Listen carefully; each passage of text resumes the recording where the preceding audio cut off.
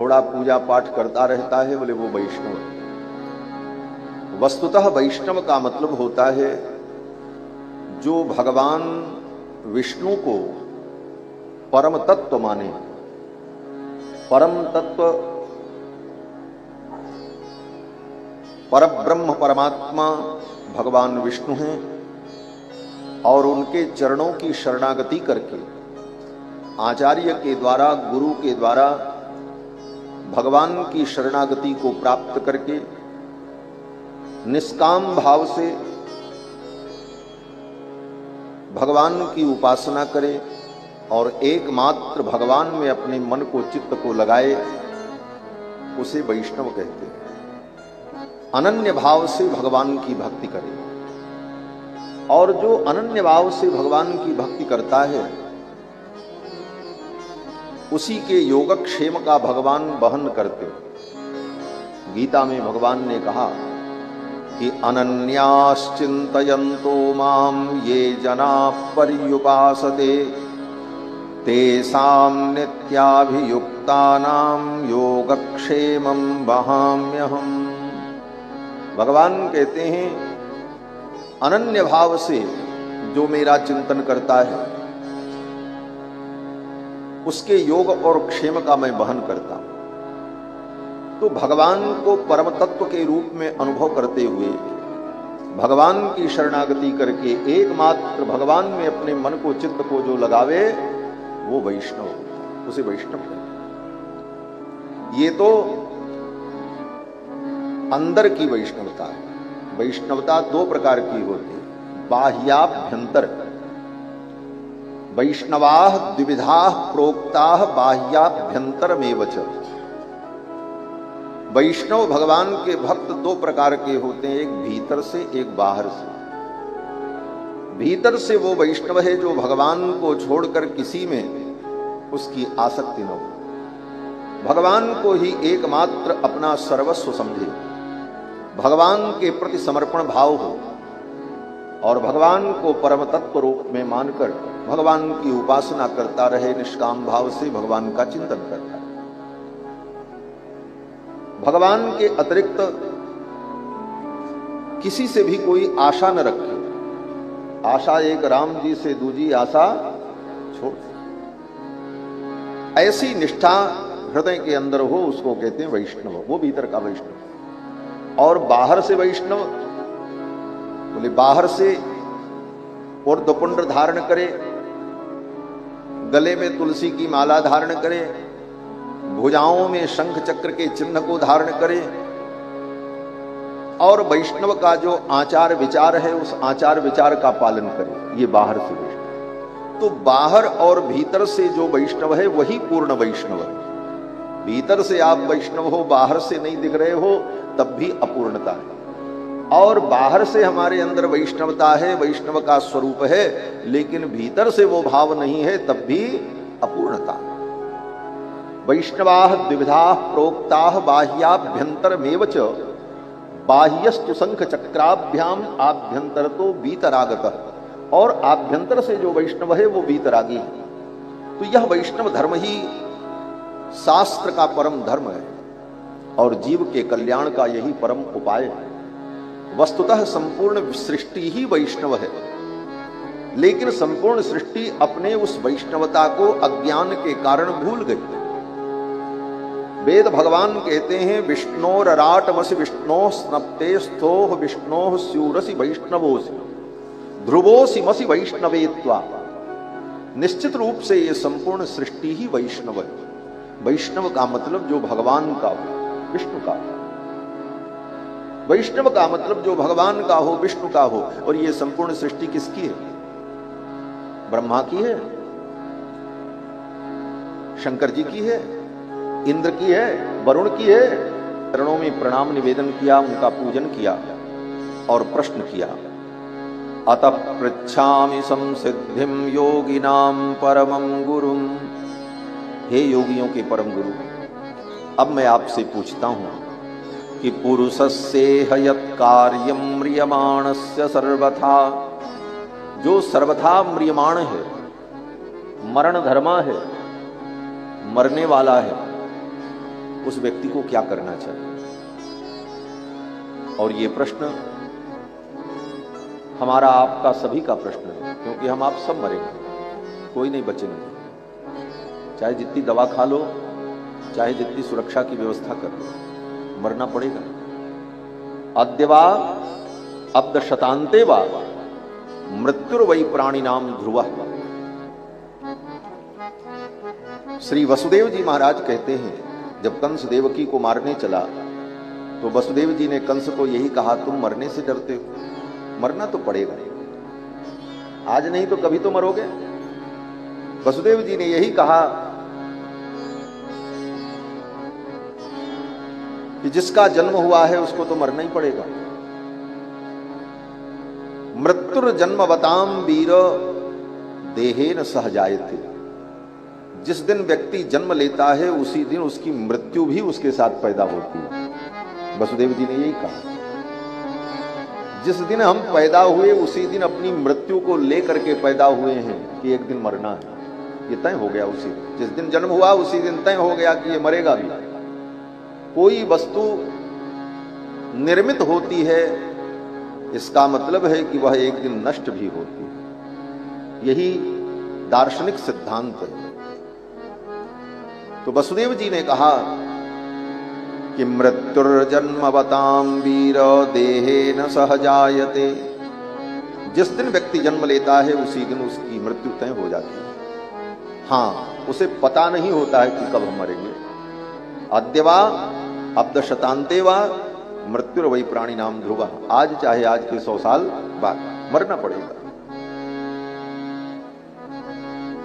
और दुनिया में जितना अनर्थ है, जितना दुनिया में उपद्रव है, अशांति है, उसका मूल कारण यही है कि व्यक्ति अपनी मृत्यु को भूल गया। अगर 24 घंटे में एक बार बैठ करके 5 मिनट भी आप विचार करो कि मुझे एक दिन मरना है, आपके मन से लोभ चला जाएगा। मन यही कहेगा, लोभ करके क्या करेंगे जब चले जाना है। आप 5 मिनट बैठकर अपनी मृत्यु का चिंतन करो कि एक दिन तो मरना है, तो बटोर करके क्या करेंगे। 5 मिनट बैठकर मृत्यु का चिंतन करो, मन में विचार आएगा किसी से हम द्वेष क्यों करें। जब सब कुछ छूटना है तो किसी से द्वेष, किसी से लड़ाई, ये झूठ, असत्य, फौरेब, ये सारे अनाचार, पापाचार का मूल कारण यही है कि व्यक्ति अपनी मृत्यु को भूलकर अपने जीवन को शाश्वत समझ बैठा और इसीलिए इस प्रपंच में पड़ा रहे। महात्माओं के, मुनियों के जीवन में जो पवित्रता और शुचिता होती है उसका कारण यही है कि वो बार बार अपनी मृत्यु का चिंतन करते हैं। एक दिन सब छोड़ के जाना है। आखिर जिया जइहे भजन कर चोला।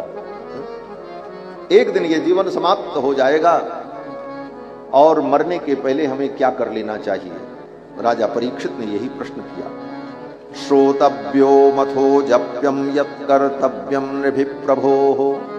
हे भगवान, मरण धर्मा व्यक्ति को मरने के पहले क्या सुनना चाहिए। अथो जप्यम, अथवा कुछ जप करना चाहिए। यत् कर्तव्यम, अथवा कोई कर्तव्य पूर्ण करना चाहिए। स्मर्तव्यम, अथवा किसी का स्मरण करना चाहिए। भजनीयम वा, अथवा किसी का भजन करना चाहिए। ब्रूहि यद्वा विपर्ययम, अथवा इसके अतिरिक्त कुछ और करना चाहिए।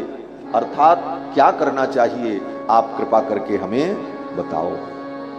इस कर्तव्य को जानने की इच्छा महाराज परीक्षित ने व्यक्त की। परीक्षित के इस प्रश्न को सुनकर के महाराज सुखदेव बड़े प्रसन्न हुए। प्रत्यभाषत धर्मज्ञो भगवान बादरायणी।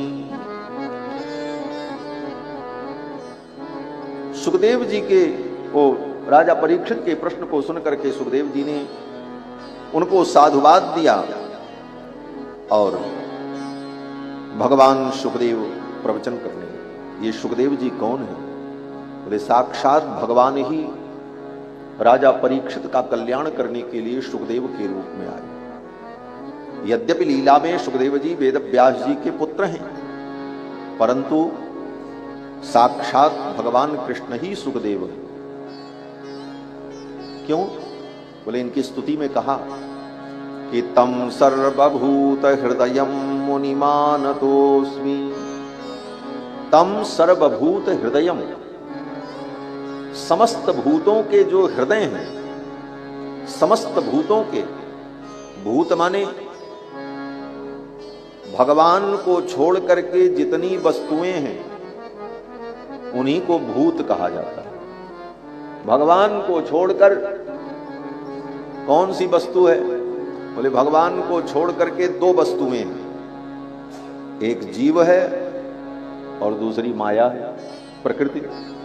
जीव और प्रकृति, और तीसरा तत्व भगवान है। यही तीन तत्व है, ब्रह्म, जीव, माया।